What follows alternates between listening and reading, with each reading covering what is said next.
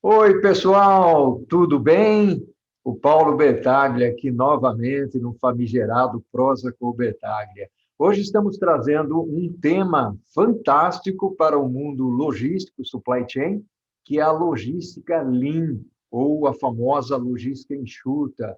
E sabemos que a logística Lean, ou a logística enxuta, ela é uma maneira de nós atuarmos dentro das organizações e entender quais são aquelas atividades desperdiçadas ao longo da cadeia e que elas não deveriam estar ali. De alguma maneira, fazer revisão de processos, olhar o chão do depósito, o chão da fábrica, para a gente ver como é que nós aumentamos o fluxo, a agilidade e a velocidade de produtos e materiais dentro da organização. E sabemos que esse é um conceito que nasceu e que muitas empresas adotaram e mais muitas empresas ainda estão para adotar o conceito. E ele é muito interessante. E é importante mencionar que a logística enxuta precisa ser vista de uma maneira extremamente desafiante ao mesmo tempo, mas de uma forma extremamente organizada, envolvendo pessoas, envolvendo critérios muito bem estabelecidos, para que nós possamos, então, entrar e carregar conosco uma expressão que nós vamos usar bastante aqui, que é o pensamento lean, ou o pensamento enxuto, ou seja, essa criatividade, essa forma de nós analisarmos, avaliarmos o que existe dentro da companhia, o que é útil, o que não é útil, o que é a atividade que traz desperdícios. Esse é o conceito do pensamento enxuto. E com isso, nós podemos conseguir coisas muito interessantes dentro da empresa, já que nós estamos falando em experiência do cliente. Então, podemos melhorar o atendimento ao cliente, nós podemos reduzir, logicamente, custos através da redução de desperdício, organizar a empresa de uma maneira um pouco mais contínua, através do trabalho da melhoria contínua, e até criar um certo saborzinho aí de sustentabilidade. Mas, para isso, nós vamos conversar com uma pessoa que trabalha com logística Lean.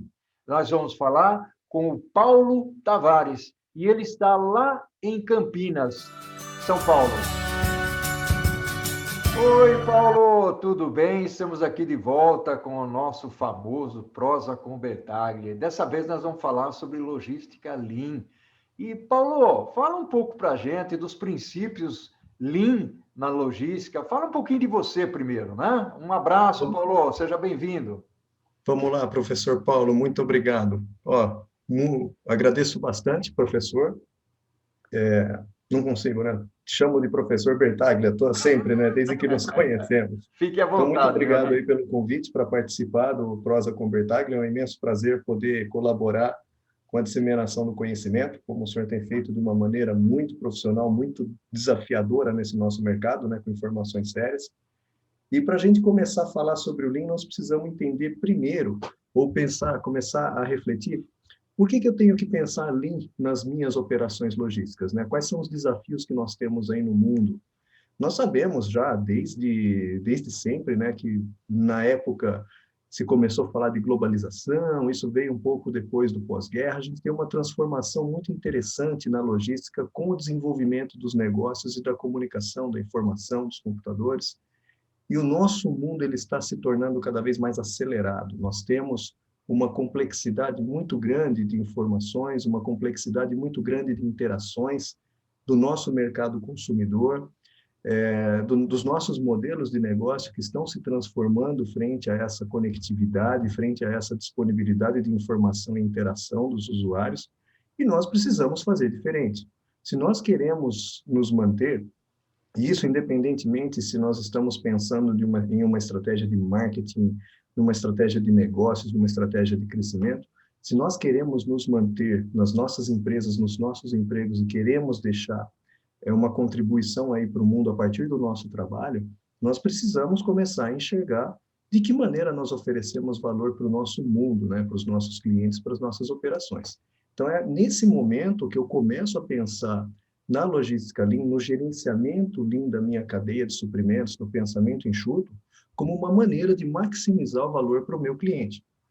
Então, é ali que eu começo a observar a minha operação e como essa operação vai contribuir para que o meu cliente perceba o valor no meu produto e no meu serviço. E aí a gente começa a pensar nas questões que eu tenho para equilibrar. Dentro dessa complexidade, eu não consigo controlar muita coisa no mundo externo, nas atividades externas da minha empresa, mas eu consigo trabalhar a otimização e a racionalização dos meus recursos, mas não naquele sentido que nós aprendemos ali na época da gestão de produção há 20 anos atrás. Nós começamos a racionalizar os nossos recursos com base num negócio que a gente chama de user experience. Qual é a experiência que nós vamos fornecer para o nosso usuário a partir da racionalização das nossas operações? E vai muito mais do que fazer uma entrega barata, uma entrega eficiente, tecnicamente eficiente. Eu estou falando de entregar valor, eu estou falando de um ponto em que a logística toca as estratégias de marketing e a gente oferece a experiência de compra para o cliente. Se eu moro no centro de uma grande cidade, eu vou ter um tipo de experiência quando eu faço uma compra no e-commerce. Se eu moro no interior do estado, num lugar mais isolado, eu vou ter uma experiência totalmente diferente. Eu sei que o esforço logístico por trás disso é totalmente diferente. Mas eu estou competindo com clientes, eu estou fornecendo para clientes, eu estou competindo com empresas que têm um nível de excelência talvez maior do que o meu. Então, eu preciso começar a entender quais são os recursos internos que eu consigo otimizar e que eu consigo alinhar com essas expectativas do meu cliente para conseguir atender da melhor maneira possível. E aí que entra a questão da transformação dessas ferramentas que nós aprendemos na manufatura, que deram origem ao Lean Manufacturing, a gestão de processos, a gestão de fluxo e a orientação ao valor do cliente, a eliminação dos desperdícios, para user experience, onde eu começo a trabalhar a percepção do cliente também como um valor importante para otimizar a minha cadeia. Muitas vezes acontece, eu trabalho aí como consultor, como um empreendedor, né, de clientes que começam a trazer para nós problemas onde não existe aquela simplicidade ou aquela abertura para entender qual é a necessidade do meu consumidor. Eu tive um exemplo de um cliente que ele fazia uma entrega extremamente competitiva em 24 horas, só que ele tinha um problema financeiro muito sério dentro da operação dele. A operação não era rentável, era muito custosa e ele tinha um nível muito alto de reentregas. Quando nós começamos a avaliar o porquê que o custo era alto, ele tinha muita reentrega. E aí nós percebemos que o perfil de cliente que ele atendia no comércio dele era uma empresa de e-commerce, era um segmento de mercado, mas era uma empresa de e-commerce, e as pessoas que consumiam o produto desse meu cliente, elas estavam disponíveis para receber no final do expediente, quando elas chegavam em casa de volta, ou nos finais de semana. E ele comprava com entrega para 24 horas, então chegava na terça-feira, meio-dia, tinha uma reentrega, uma segunda reentrega, uma terceira reentrega. E isso não sai de graça, né? Então, essa adaptação que parece simples, ela talvez não seja tão óbvia para muitos das nossas empresas aqui no Brasil. Então, a gente começa a pensar nesse tipo de desafio. Outra coisa importante que nós temos com relação à racionalização dos nossos recursos é a capacidade de manobrar custos competitivos e preços competitivos nesse nosso mercado, que hoje está globalizado. Eu tenho empresas regionais competindo com a Alibaba, competindo com o Wish, com outros, sei lá, 10 ou 15 sites de e-commerce chineses que conseguem entregar com uma eficiência interessante. Eu não preciso mais esperar 4 ou 5 meses para receber uma encomenda da China. Eu tenho marketplaces no Brasil, a Americanas é um exemplo disso, ela vende para você produtos chineses que são despachados na China e são entregues para você em 3, 4 dias. Frete aéreo, tem toda uma estratégia por trás para trazer esse material num tempo diferenciado. Mas isso traz para nós um nível de competitividade muito agressivo contra os competidores locais, né?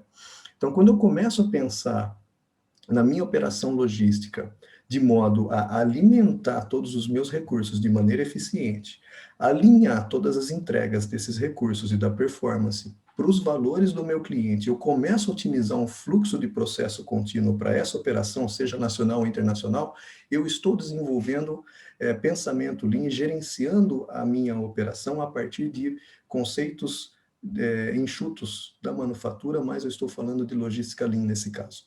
Ok. Paulo, uma bacana, muito legal essa sua colocação, ou essas suas colocações voltadas para a logística Lean. Eu tenho uma curiosidade que é a seguinte, você falou aí e citou alguns nomes de comércio eletrônico, do e-commerce, algumas empresas que estão alavancadas, principalmente nesse período da pandemia, e dando uma importância cada vez mais real para a logística, ou seja, a logística passou a não ser aquele bichinho, aquele patinho feio, né, dentro da organização, que é o que entrega, o que devolve, o que falha, o que erra. Aliás, você vê aí pela internet os lojistas de plantão sempre reclamando, né? Se não fosse a logística, né? Ou então, puxa vida, será que o pessoal de vendas não gostaria de fazer um estágio na logística? E por aí vai, né? Seria ótimo, né? Mas a minha pergunta é, qual é o grau, e você citou aí até um exemplo de preocupação de um cliente, né, que tinha a logística dele, mas no final das contas tinha muita reentrega, né? Qual é o grau de preocupação? Vou refrasear. Qual é o grau de foco que as empresas estão colocando no Lean nesse momento difícil e que vai permanecer, Paulo? Qual a sua percepção em relação a isso? A minha percepção, Paulo, é que a abordagem Lean dentro das operações, ela depende mais da conscientização dos próprios gestores do que de uma política interna da empresa. Nenhuma grande empresa vai chegar para uma equipe de logística e falar, olha, a partir de 1 de dezembro ou 1 de janeiro, eu quero a implementação de um programa Lean para a gestão das minhas operações. Não. Isso aí acontece, eu tenho percebido um crescente interesse por esse tipo de adoção de ferramenta de gestão de alguns gestores que estão buscando pensar fora da caixa, estão buscando combinar ferramentas que não são as ferramentas tradicionais de gestão da logística para a gestão dessas operações.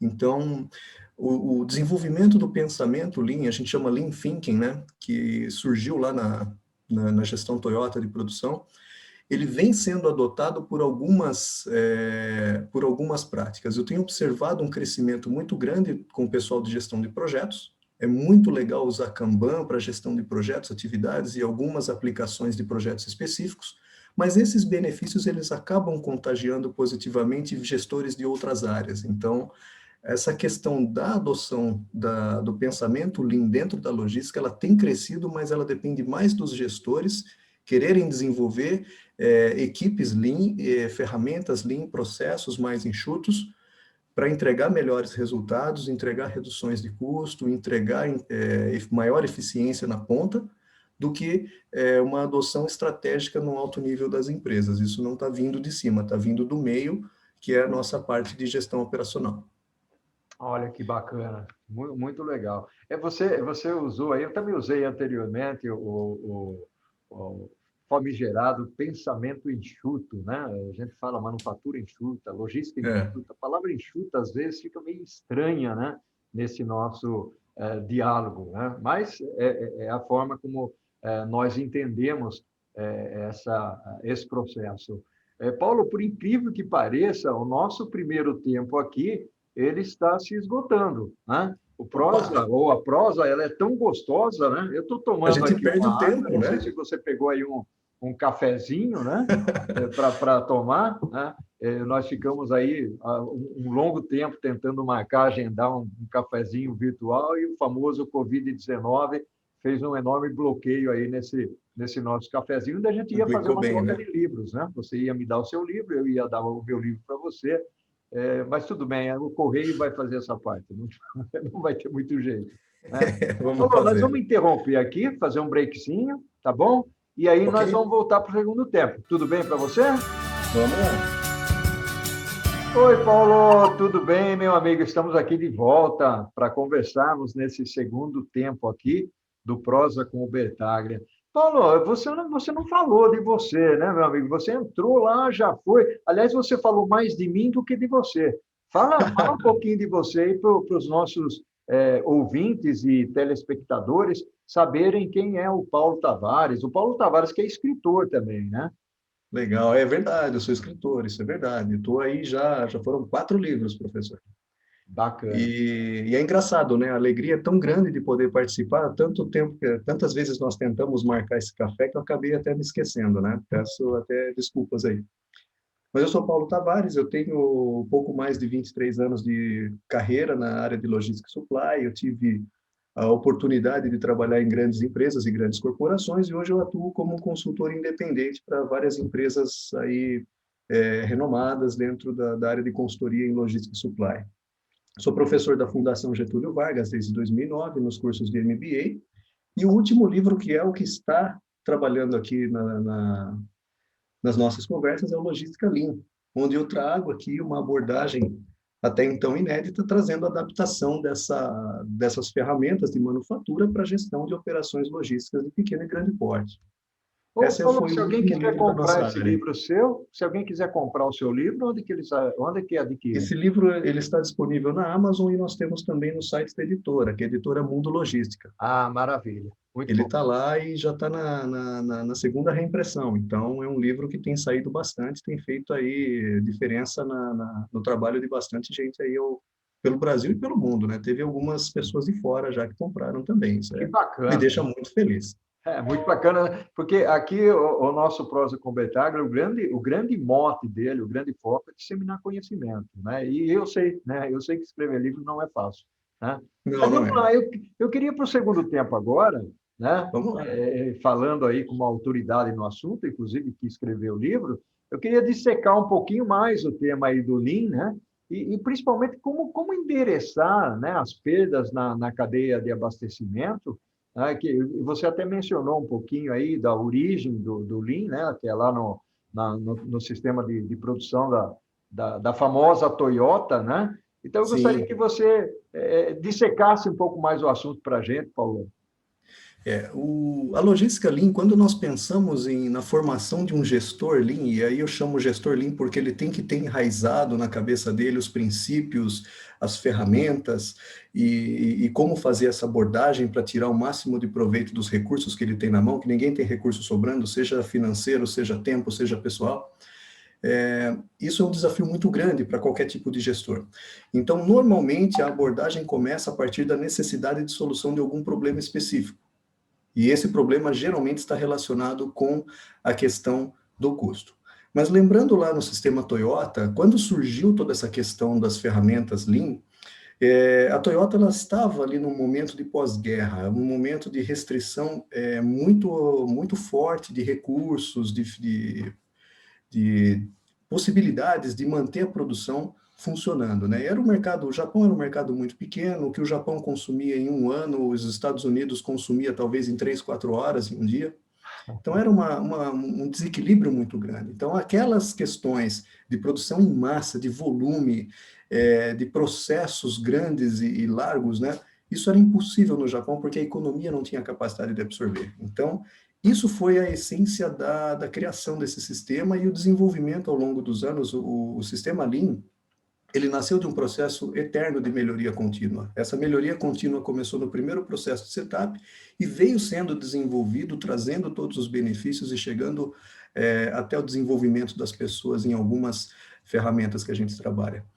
E quando a gente pensa no desenvolvimento do gestor Lean, eu preciso pensar no conhecimento da ferramenta e na capacidade de aplicação dessa ferramenta. Se eu pegar uma pessoa, um funcionário, qualquer por melhor que ele seja dentro da minha equipe, e pedir para ele trocar uma lâmpada com um martelo, ele vai quebrar a lâmpada, vai se machucar, ele pode tomar um choque e vai falar que o martelo não presta e a lâmpada também não presta.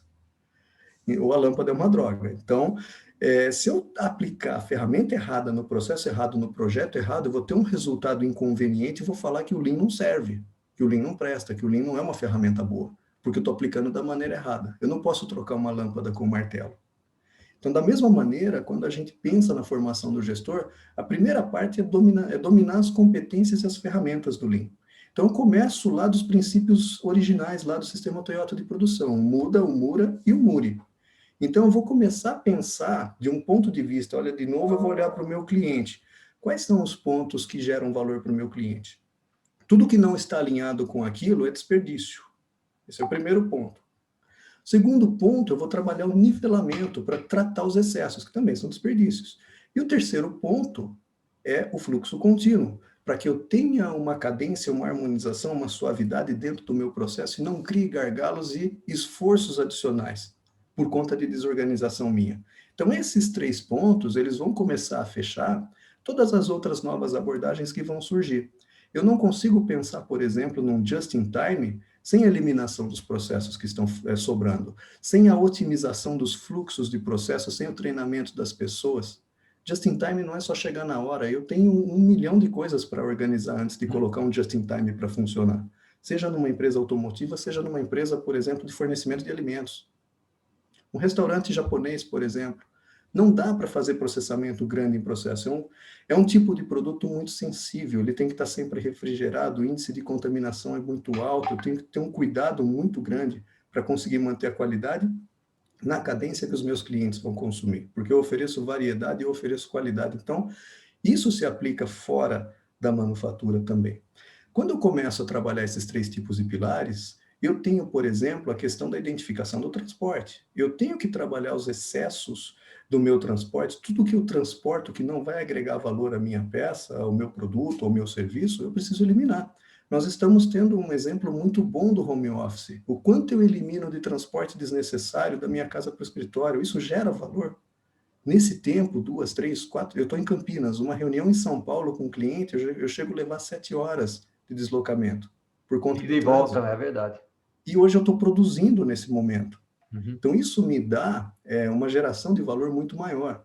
A mesma coisa estoque. Se eu tenho um processo inconsistente, e nesse caso o Lean ele pode se conectar com ferramentas de Six Sigma, quando a gente trabalha consistência de processo, variação, variabilidade, eu começo a reduzir os meus estoques porque eu tenho menos incertezas para cobrir. Isso é fazer uma gestão Lean.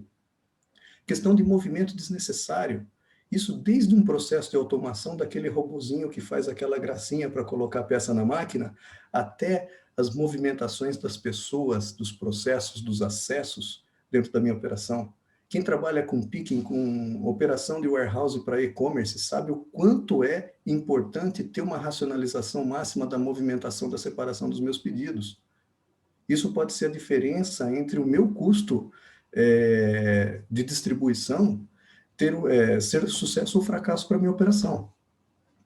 Tempos de espera, problemas de superprodução, que a gente começa a tratar também, fazer tudo que o meu cliente não precisa, ou tentar otimizar processos e gerar excesso ou sobras, né? A questão da eliminação dos defeitos, fazendo tudo certo da primeira vez, o retrabalho ele nunca vai ser pago pelo meu cliente, eu tenho que pagar ele com o meu resultado.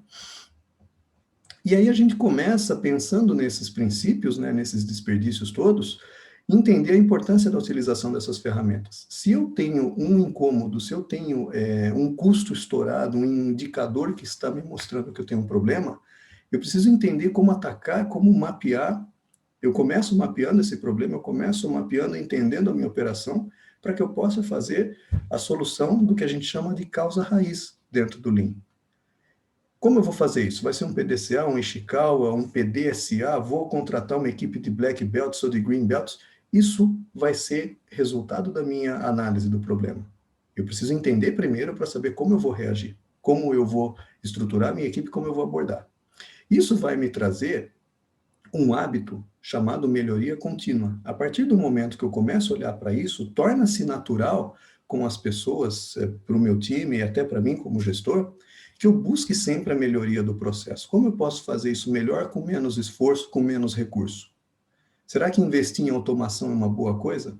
Nós temos aí contato com a indústria 4.0, a gente sabe que tem muitas empresas querendo ter uma logística, um supply chain 4.0 e tem deficiências básicas de processo, onde a automação só vai aumentar a velocidade do problema. Então, é nesse ponto que a gente vai trabalhar. Nós vamos resolver todos os problemas até que não se exista nada mais para resolver. E para dar o próximo passo, aí sim nós precisamos de um investimento. E aí esse investimento vai ser bem pago e vai me dar um resultado de diferencial competitivo para o meu negócio. Então, isso interfere também no resultado. E o contrapartida disso, que também acho uma colheita muito proveitosa, muito legal, e faz parte do nosso papel como gestores, desenvolver as pessoas. Então, as mudanças de comportamento a partir da adoção das ferramentas para o meu time vai ser uma coisa que o funcionário, o colaborador, ele leva para a casa dele, ele leva para a vida pessoal, ele leva para a carreira dele. Eu trabalhei com com Lean Manufacturing, eu me apaixonei, eu posso falar que eu me apaixonei por essa linha de pensamento quando eu entrei na ThyssenKrupp, em 2007, que eu trabalhava junto com o pessoal de fábrica nas melhorias de processo de linha. E eu consegui, com o que eu aprendi lá dentro, otimizar os meus processos de importação e exportação ao redor do mundo. Eu tinha, na época, responsabilidade sobre cerca de 80% dos motores diesel fabricados no mundo com as peças que nós fabricávamos. E isso dava para nós, era um volume absurdo, eu movimentava nas minhas linhas cerca de 700 toneladas de aço por semana, um negócio assim meio absurdo, sabe? Muito grande. Não sei se esse mercado ainda é desse tamanho, porque isso faz mais de 10 anos, mas é uma coisa que nós trazemos. Se eu consigo otimizar um processo mecânico, eu consigo otimizar um processo de informação, eu consigo otimizar um processo físico. E trazendo isso para um processo de importação, para um processo de planejamento, eu começo a trabalhar. E esse comportamento me mudou e me trouxe muitos benefícios em outras cadeias, em outras empresas, que as pessoas também vão levar junto com elas dentro da própria carreira. Paulo, uma ponderação, né? Não seria bem uma pergunta, mas nós sabemos, por exemplo, que você faz o trabalho do Lean, né, dentro da organização. Logicamente, você faz toda uma varredura, todo um diagnóstico, uma identificação daquilo que precisa ser feito. A questão que fica, e essa é uma preocupação que eu tenho quando nós fazemos alguns tipos desse trabalho, é a melhoria contínua, ou seja, é a disciplina que o cliente precisa ter para dar continuidade àquilo que você fez. Porque isso Sim. É importante para você também, né, como consultor. Porque muitas vezes Muito o consultor importante. ou a empresa de consultoria chega, diz o que é que tem que fazer, o cliente não faz, ou faz mal feito, e depois aquilo que originalmente foi implementado não serviu para nada, e aí você é criticado. É muito comum isso no mercado, né? Qual a dica que você dá nesse sentido para que realmente a melhoria seja contínua, como o nome diz, né? Ou seja, não é uma melhoria estanque ali naquele momento, mas o cliente tem que continuar. Você acha que ele sozinho consegue monitorar e fazer isso acontecer, ou ele precisa contratar? Eu faço isso às vezes em alguns clientes, contratar um quality assurance ou um advisor, né? Uhum. De vez em quando, uma vez por mês, uma vez a cada 2 meses, para você chegar lá e incendiar, né? Colocar essa sementinha para frutificar. Qual que é a sua opinião, perdão, em relação a isso? Olha, eu penso que existem vários tipos de clientes. Existem aqueles clientes que fazem porque alguém mandou e existem aqueles clientes que realmente estão comprometidos com o sucesso do próprio negócio, né? Então, esses são os extremos que a gente encontra no mercado. Para um processo de implementação de metodologia Lean, seja simplesmente um 5S, seja uma metodologia completa de gestão baseada em princípios enxutos, é muito importante que eu tenha uma figura que eu chamo de guardião do processo, que é mais ou menos isso que você falou do assessor, do auditor, do conselheiro, que vai estar ali provocando o time, trabalhando para que esse encantamento inicial das entregas não se apague. Quando tem uma operação muito desorganizada e eu chego com uma ferramenta Lean, eu vou colher o que a gente chama de low-hanging fruits, né? Que são aquelas frutas mais baixas. Está fácil pegar. Você pega ali as primeiras melhorias e entrega esse resultado de uma maneira muito rápida e muito efetiva. Só que a hora que a água vai baixando, que as pedras começam a aparecer, fica mais difícil navegar. Então, é natural, como a gente está falando de um processo de transformação, e isso engloba a questão de transformação organizacional, nós precisamos manter esse ânimo aceso. Então, a maneira que nós temos para fazer isso e eu tenho trabalhado dessa maneira, manter esse contato constante, frequente, com os gerentes que estão trabalhando na liderança desse processo de transformação. E eu sempre acho importante, quando a gente faz uma proposta de melhoria, que os gerentes não seja só o gerente da logística, nós tenhamos um grupo ali, um corpo de gerentes, porque o Lean ele vai abordar todas as nossas áreas, né? Quando a gente fala de melhoria operacional, Eu vou ter que ter aquela pessoa que olha para o mercado, olha para vendas, porque ele vai ser o meu contato com o cliente. Eu vou ter a pessoa de operações, eu vou ter a pessoa de logística, distribuição, financeiro. Eu preciso explicar os resultados também. O financeiro tem que estar junto no barco. Ele tem que entender. E essas pessoas com quem eu vou ter contato, elas têm que confiar na ferramenta. Elas podem estar desconfortáveis com a situação e em dúvida com relação às entregas. Porque muitas vezes a gente não enxerga qual vai ser a entrega do processo, mas nós temos que confiar no processo. Que é um processo provado e ele funciona, né? Então, se nós confiamos no processo, a gente consegue acompanhar e colocar essa posição do guardião, vamos chamar de guardião do processo, né? O guardião da ferramenta, ele vai manter isso aceso. Aí a gente consegue, num período médio, vamos falar, uma empresa média aí de uns 2 anos, fazendo esse acompanhamento, a gente consegue ter um processo de transformação ponta a ponta. Oh, Eu já tive experiências de implementação, por exemplo, de just-in-time, que demora quase 1 ano para você fazer o time entender qual é o real benefício desse tipo de processo.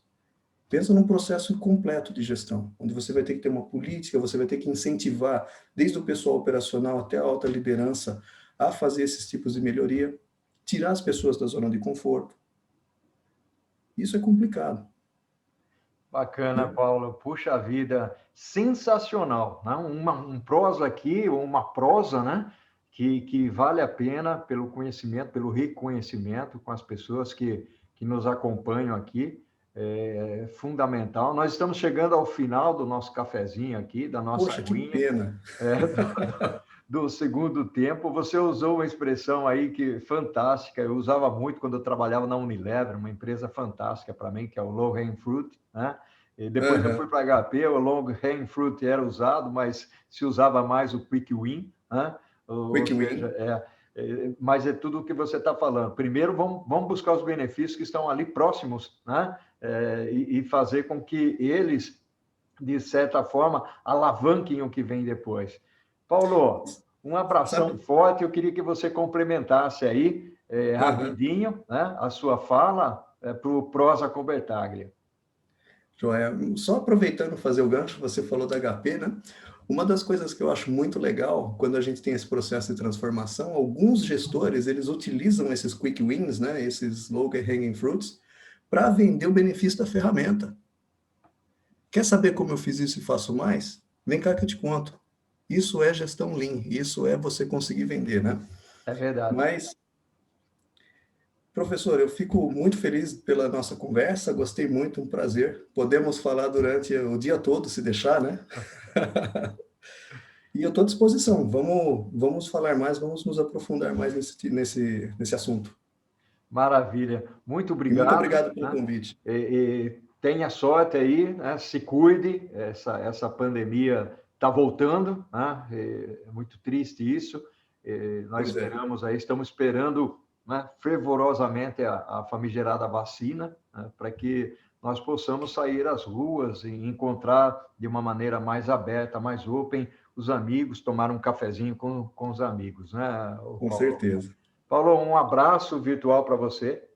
Tudo de bom, um abração. Tá? E ao infinito e além. E além. O que fazemos em vida, ecoa pela eternidade. Um abração. Muito prazer, muito obrigado. Um abraço.